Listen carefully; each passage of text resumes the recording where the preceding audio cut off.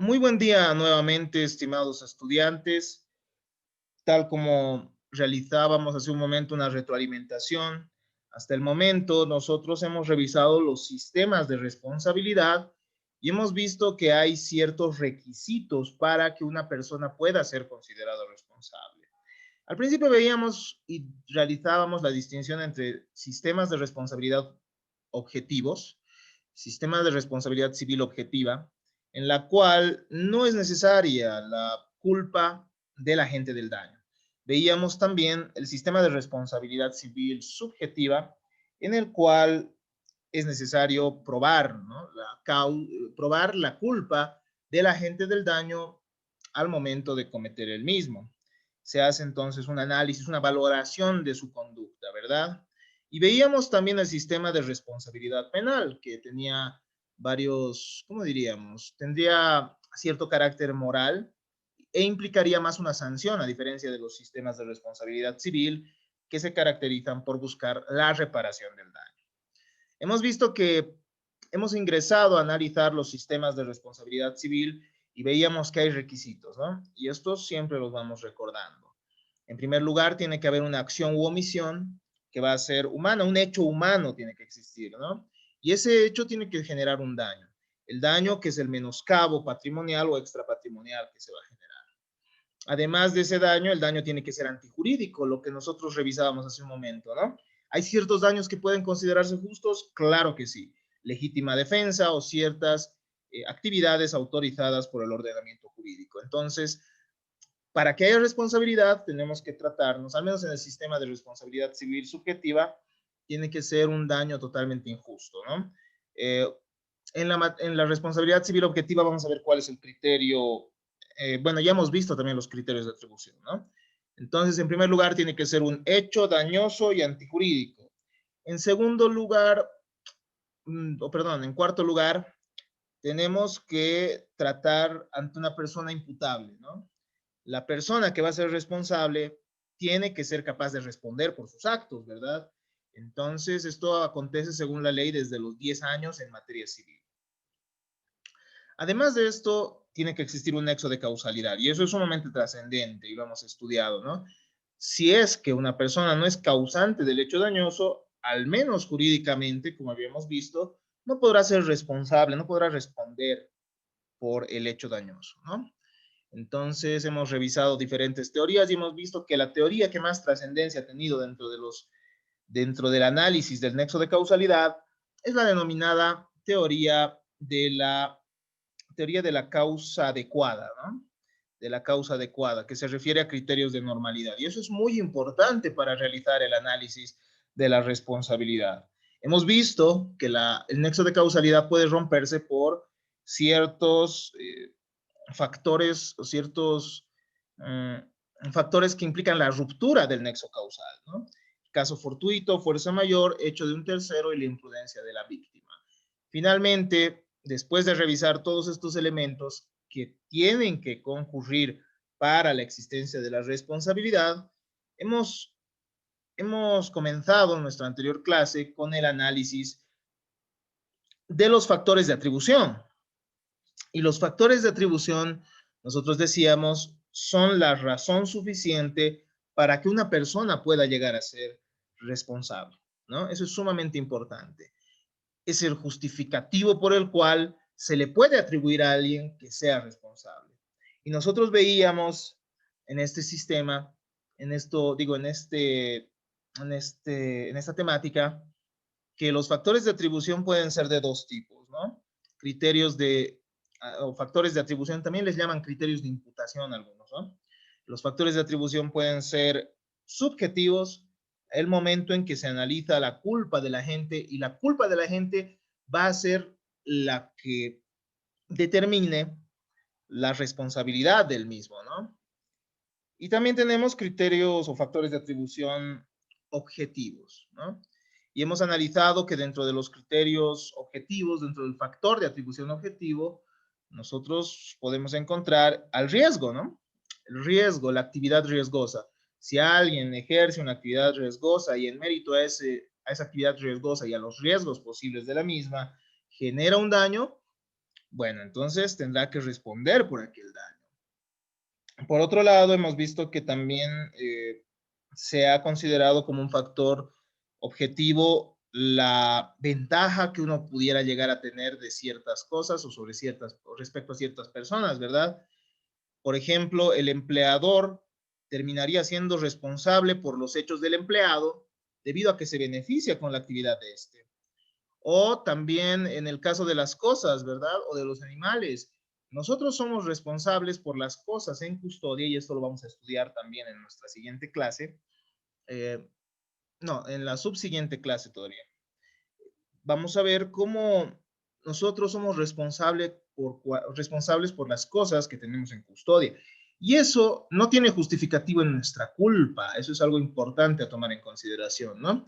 Nosotros no somos responsables por la imprudencia al momento de tratar con las cosas, sino simplemente porque nos beneficiamos de ellas. Eso determina entonces que seamos responsables por las mismas.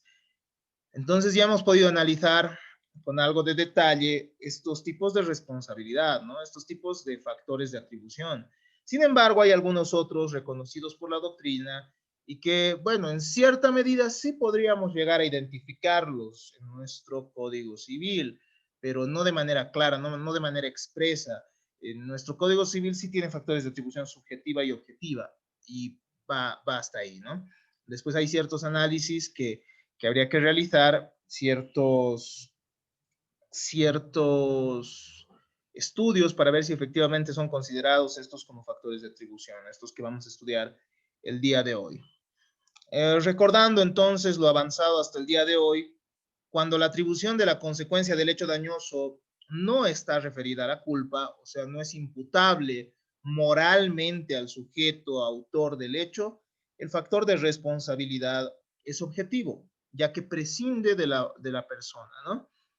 Es subjetivo cuando toma en cuenta a la persona, al sujeto, ¿no? Y es objetivo cuando toma en cuenta el hecho mismo, el daño generado. Pero bueno, en los factores de atribución objetiva no se toma en cuenta a la persona como tal. No se toma en cuenta esa posibilidad de reproche moral al autor del daño. La aplicación de factores objetivos, al contrario de lo que ocurre con la culpa, tiene que ser expresamente prevista por la ley. Es decir, que cuando se va a considerar un factor de atribución objetiva para determinar la responsabilidad de alguien, esto tiene que ser establecido en la normativa jurídica y tiene que establecerse tal cual hemos visto en nuestro Código Civil, ¿no? Cuando se refiere a las actividades riesgosas. Dado su carácter excepcional en el sistema de la responsabilidad civil, es que nosotros tenemos que tenerlos previstos de manera clara en el ordenamiento jurídico, ¿no? En la hipótesis en que el daño concurre con algunos factores objetivos de atribución de responsabilidad, existe la misma obligación de reparar el daño que en los casos en que el perjuicio es imputable por aplicación del factor subjetivo. Entonces, de igual manera que en el factor subjetivo se va a responder por el daño, también va a ser así en el caso de responsabilidad objetiva. Y nosotros veíamos ejemplos, ¿no? El de la gasolinera, el de de productores masivos de alimentos, personas que trabajan bajo ciertas situaciones de riesgo. Hemos visto que la modernidad ha traído consigo diferentes riesgos en las actividades que se van a ir desarrollando en la sociedad misma, diferentes actividades mediante las cuales las personas van satisfaciendo sus necesidades, ¿verdad? Entonces, además de estos criterios, estos factores de atribución que nosotros hemos revisado, nosotros podemos encontrar el abuso del derecho, nosotros podemos encontrar la equidad y nosotros podemos encontrar algunos otros, como por ejemplo la situación de garante. El día de hoy nosotros vamos a revisar la equidad y el abuso del derecho, ¿no? Para terminar esto de los factores de atribución, que, bueno, podrían considerarse también como un argumento al momento de revisar la responsabilidad civil, ¿no? A ver, veamos un poco de esto. En primer lugar, tomemos en cuenta a la equidad. ¿Qué es la equidad? La equidad va a implicar la aplicación de la justicia a los casos particulares. La doctrina argentina al menos reconoce de manera clara la equidad como un factor de responsabilidad civil objetiva, como un factor objetivo. La doctrina entonces lo considera como un factor de atribución objetiva mientras no exista culpa, nos dice, ¿no? Mientras exista un daño involuntario al menos. Nuestro Código Civil toma en cuenta la equidad, pero en caso de no haber existido dolo. ¿Y qué nos dice? A ver, hace alusión a la equidad para fijarse la cuantía del resarcimiento cuando establece en su artículo 994 lo siguiente. Nos dice, el juez puede disminuir equitativamente la cuantía del resarcimiento al fijarlo, considerando la situación patrimonial del responsable que no haya obrado con dolo. Es decir, que si una persona ha generado daño de manera dolosa, no podrá considerarse la equidad como un factor para determinar la cuantía del monto de dinero que tiene que erogarse como consecuencia de la responsabilidad civil. Sin embargo, si ha existido simplemente culpa, si ha existido un daño involuntario, el juez puede disminuir la cuantía del resarcimiento, ¿no? ¿Y a qué se refiere esto de equitativamente? Entonces los jueces van a poder tomar en cuenta el sentido de justicia particular adecuado al caso. Se busca que la víctima no se enriquezca a costa del agente del daño de esta manera. Sin embargo, claro está, esto, según algunos análisis, genera pues una incertidumbre también, ¿no? Pues la autoridad judicial considerará justo algo que tal vez otra persona no. Para esto tendrá que argumentar el fallo que determine la responsabilidad y la cuantía que corresponderá para la reparación del daño. Continuemos entonces. Además, tenemos dentro de otros factores reconocidos internacionalmente al abuso del derecho. Algunos han considerado un factor de atribución objetivo al abuso del derecho. Desde Roma ya existía esta figura como una prohibición, digámoslo así, ¿no? No era legítimo ejercer abusivamente un derecho, por lo menos solo con el fin de dañar a otra persona. En el antiguo derecho francés, los parlamentos reprimían también todo abuso malicioso del derecho. Entonces, Louis Josserand tiene estudios interesantes, a Leyes también, y ellos nos dicen, a principios del siglo XX ya tratan de realizar un estudio de la jurisprudencia inherente al abuso del derecho y, bueno, buscar cuáles son los elementos distintivos de este instituto jurídico, ¿no? El día de hoy esto va cobrando más y más derecho. De hecho, el enriquecimiento sin causa termina siendo, pues, junto al abuso del derecho, temas que se estudian hoy en día, ¿no? Temas que se estudian hoy en día y tienen trascendencia, al menos en la academia. La cuestión consiste entonces en saber cuál es el criterio que permita afirmar que un derecho ha sido ejercido con abuso y por consiguiente ha constituido en ilícito su acto, debiendo repararse el perjuicio ocasionado. Bueno, creo que podría llegar a ser aceptado, ¿no? Que si alguien abusa de su derecho para generar un daño al otro, debería reparar el mismo, debería reparar el daño. Sin embargo, ¿cuándo una persona está abusando de su derecho? Esa es una pregunta sumamente compleja que tendríamos que responder, por lo cual nosotros vamos a revisar que ha habido criterios objetivos y criterios subjetivos para determinar que ha existido abuso del derecho, ¿no? La doctrina argentina, al menos, ha clasificado los criterios para caracterizar el ejercicio abusivo de los derechos de la siguiente forma. Unos consideran que es importante el papel del sujeto agente del daño, para determinar el abuso del derecho, ¿no? Así tenemos a Josserand, a Markovich y Charmont, que nos dicen que el abuso del derecho se identifica con la intención de perjudicar. Entonces, si es que tendría que probarse que una persona ha abusado del derecho, habría que probar la intención de la persona para dañar mediante el ejercicio de su derecho.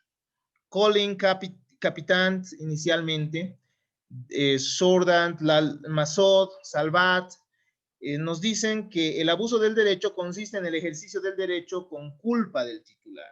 Entonces, que tendría que existir aquella imprudencia también en el momento de ejercer un derecho, ¿no? Uno ejerza imprudentemente el derecho y que pudiera llegar a generar el daño. Entonces, eso determinaría que existiría el abuso del derecho. El abuso del derecho, nos dicen Julien Bonnecas, Ripert y otros, consiste en el ejercicio del derecho sin interés o utilidad, ¿no? Entonces, ellos se refieren a que estaríamos ante un sujeto que no busca sacarle la utilidad a su derecho, ni tampoco tiene un interés en ejercerlo, simplemente lo ejerce y ya determinando al final un daño a otra persona, ¿no? Pero también ha habido criterios objetivos, ¿no? Algunos que han dicho que no es importante este aspecto, no sería lo más importante cómo ejerce el sujeto su derecho para que haya abuso del derecho, sino que nosotros tendríamos que tomar en cuenta otros criterios. Y nos dicen, entre ellos Díaz y Salas, Salenles, el abuso del derecho consiste en el ejercicio contrario al fin económico y social del derecho. Es decir, que si un derecho tiene cierta finalidad y nosotros no cumplimos esa finalidad de ese derecho, sencillamente no estaríamos como tal, eh, estaríamos abusando del mismo, ¿no? Hay ciertos derechos que tienen cierta finalidad. Por ejemplo, los derechos reales, ¿no? Si nosotros tenemos un derecho de propiedad, el mismo tiene que ejercerse cumpliendo una función social. Por ejemplo, eso lo van a ver en la materia de bienes de Derecho Civil 2. Entonces, la finalidad de la propiedad no es simplemente ejercerla como le dé la gana a uno, ¿verdad? Es decir, hay ciertos límites del derecho de propiedad y que cumpla una función social. Y si no cumple esa función social y simplemente nosotros dañamos a otras personas, bueno, entonces nosotros nos encontramos ante un abuso del derecho, cuando el fin económico y social de ese derecho no se está buscando, no se está ejerciendo. Josserand también en sus estudios nos dice que el abuso del derecho puede consistir en el ejercicio contrario al fin de su institución, ¿no? De cómo ha sido normado. Muchas veces el derecho, según la ley, tiene ciertos objetivos, y si esos objetivos no se buscan mediante el ejercicio del derecho, sencillamente estaríamos ya ante esta posibilidad de atribuir a alguien la responsabilidad. O sea, sí estaríamos ante el abuso del derecho, que pudiera consistir ya posteriormente en la responsabilidad. Sabatier, Goldschmidt y Borda nos hablan que el abuso del derecho se define por un ejercicio contrario a la moral y las buenas costumbres. Entonces, aquí ya vemos una perspectiva un poco más moralista, ¿no?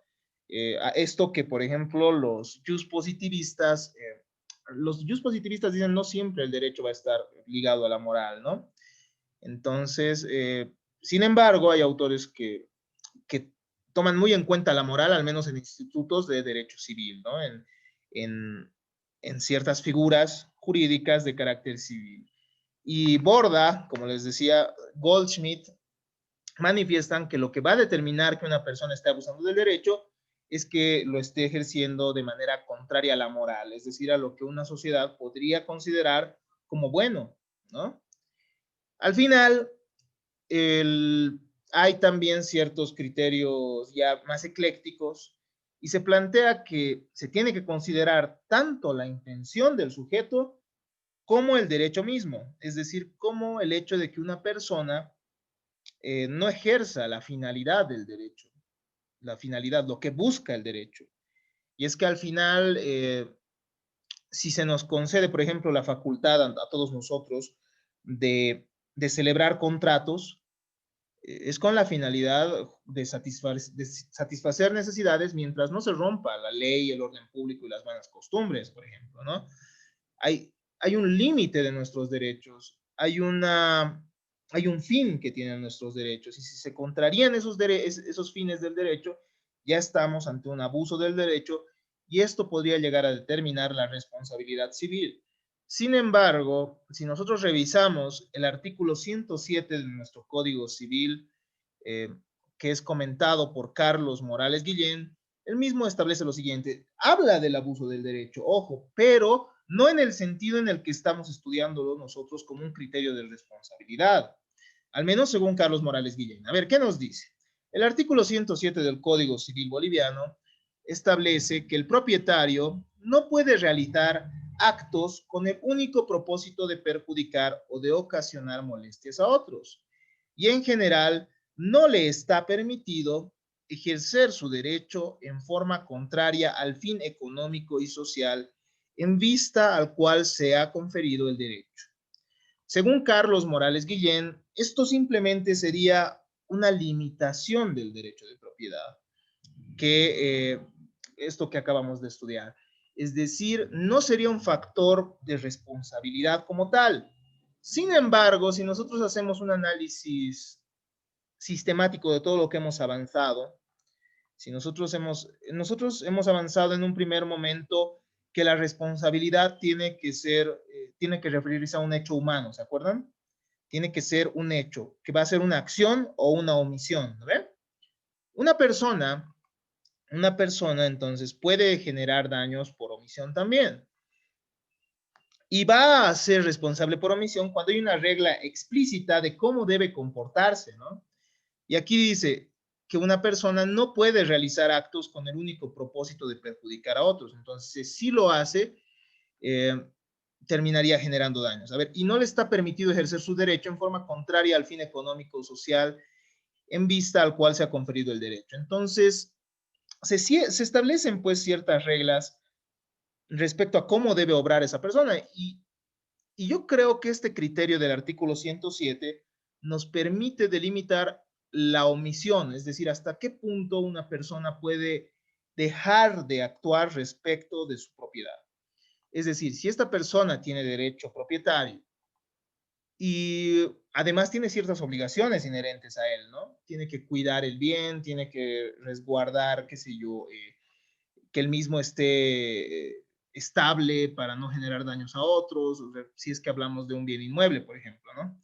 Entonces, probablemente algunos propietarios dejen de cumplir esas obligaciones que son inherentes a su derecho con el único propósito de perjudicar, ¿no? Es decir, hay personas que tienen esa intención y sencillamente dejan de cumplir con los mantenimientos sobre bienes para generar un daño a otros, ¿no? Entonces, si es que hacemos una interpretación más sistemática, tal vez el 107 sí podría referirse a esta figura que nosotros hemos avanzado, que es el abuso del derecho. Sin embargo, esto es debatible y esto habría que estudiarlo y habría que revisar también cómo lo trata nuestra jurisprudencia, ¿no? Pese a ello, tras la búsqueda sobre el abuso del derecho, en nuestra jurisprudencia yo no he tenido mucho éxito al respecto. No ha habido mucho análisis jurisprudencial de nuestro Tribunal Supremo que nos permita aclarar estos aspectos, ¿no? El único tratadista que sí ha tratado de dar un anticipo tal vez a esto del abuso del derecho es Carlos Morales Guillén.